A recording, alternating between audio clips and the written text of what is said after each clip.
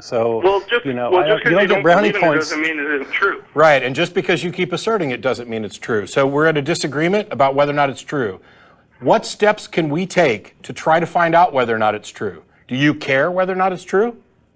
Well, yeah. Okay, so I mean, well, how do we go about determining whether or not this is true? Because we're at a disagreement about a fundamental fact about existence, right? And we care whether or not it's true. So what steps do we take to figure out whether or not it's true? Well, I mean, that's a different argument. That's the question. Everything that exists has to have a cause, right? What the hell does that have to do with it? Well, you said you cared about whether or not this claim about a soul in an afterlife is true, right? And I do too. Now, if we both care about this, but we don't currently know whether or not it's true, there must be some way for us to go about determining if it's true, because if there's no way for us to find out whether or not it's true, then its truth is indistinguishable from its falseness. So I'm asking you, how would you go about finding out whether or not these claims are true? And you can't just begin with everything has to have a cause. That's got nothing to do with an afterlife or a soul. Well, you have to begin somewhere. I mean, yeah, I'd like to begin by addressing the question. All right. Well, like in the Bible, it says that God created everything. And sure, and Captain Kirk asked God why he needed a spaceship. You can't go to the Bible and say what the Bible says, because then the next question is, why do you believe the Bible to be true? If your source of truth is the Bible, you've already lost. Well,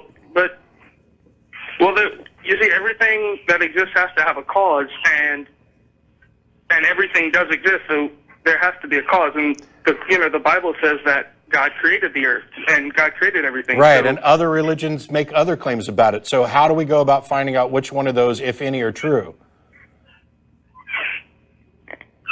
Well, that's where faith comes in. No. Because if you care about whether or not something's true, faith has no place. Because your faith is indistinguishable from the faith of people who disagree with you. It's not a path to truth. Faith is accepting something. Faith is gullibility. Faith is the reason, the excuse people give for believing something when they don't have a good reason. I'm talking about how do we go about finding a good reason. And if your only answer is to, well, the Bible says so, or, well, you just have to have faith, then you've demonstrated that you are not actually concerned about whether or not it's true.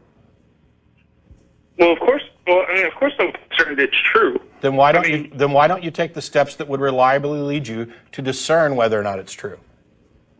And what are those steps, man? Why are you giving up and saying, oh, you just got to take it on faith? That's not a path to truth. I could take it on faith that after I die, I'm going to be spirited away by leprechauns to the tree in my backyard. I can take that on faith, and now that claim is exactly as viable as yours, if not more. There is a tree, after all. I have a tree. I'm talking about paths to truth, and you're making appeals to faith. And that's not a path to truth. Faith is a give-up. It's the point at which you stop seeking truth and just say, I can't figure out how to get any farther, so I'm just going to go ahead and accept this answer because it feels right or because I don't want to keep looking. It's not a path to truth. And it's the thing that I would encourage people to do is to actually go around and think about how you find out whether or not something's true in every other aspect. Because I guarantee you that you don't use faith for finding truth outside of your religious claims. Well, but if we were absolutely certain that God existed, then there would be no room for having faith. Okay, it would be pointless. So what? First of all, we don't need to be absolutely certain. We can be reasonably certain. But second of all, okay, so there's no room for faith. I'm fine with that. Why would anybody want to make room for faith? Why would you think faith is a good thing? Well, because if you don't have faith in something, how can you trust it? No. I can have trust in things and I can have confidence in things based on evidence, based on I have reasonable expectations about what's going to happen because there's a past record that has provided evidence for things. If I drop this pen, I don't have to have faith that it's going to fall down and hit the table. But, all right, we do have some reasonable evidence to believe that there's a God. What? That everything exists, and nothing can exist without a creator. No. Wow.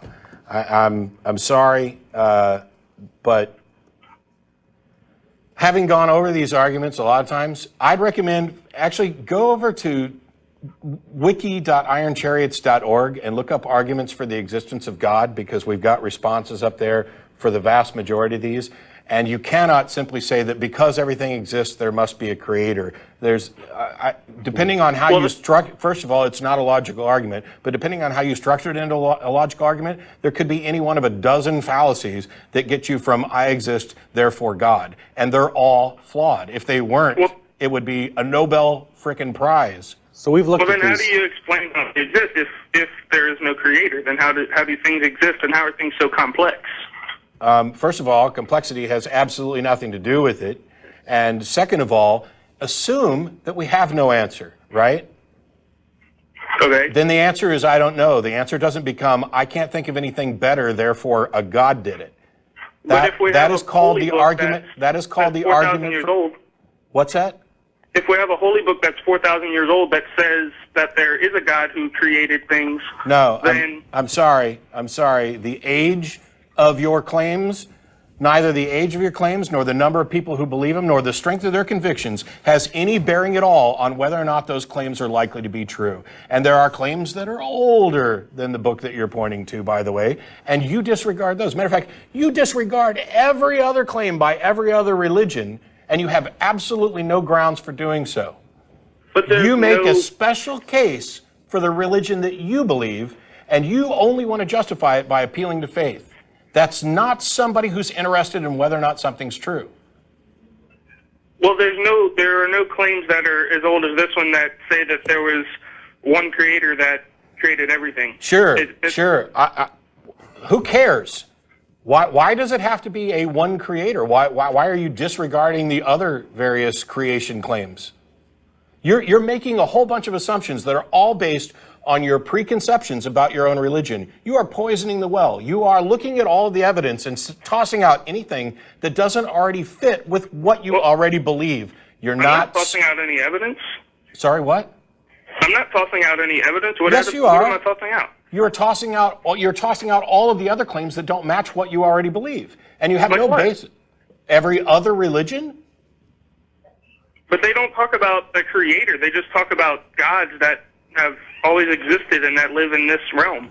No, they don't. You are grossly ignorant on what other religions claim, and you're also grossly ignorant on how to go about processing claims to figure out they're true. And you've got what you believe, and now you're looking for anything that fits what you already believe. That's not a path to truth.